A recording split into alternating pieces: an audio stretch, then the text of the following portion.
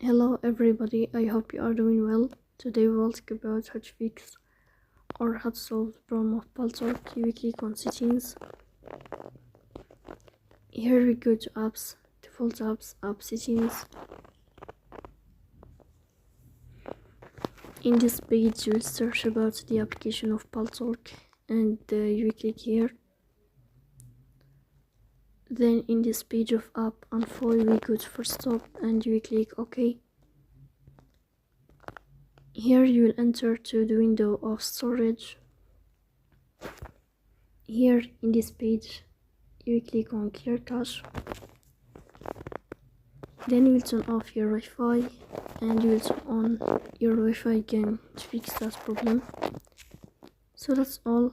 Don't forget to support us by like and subscribe. See you next time and thank you for watching and your attention.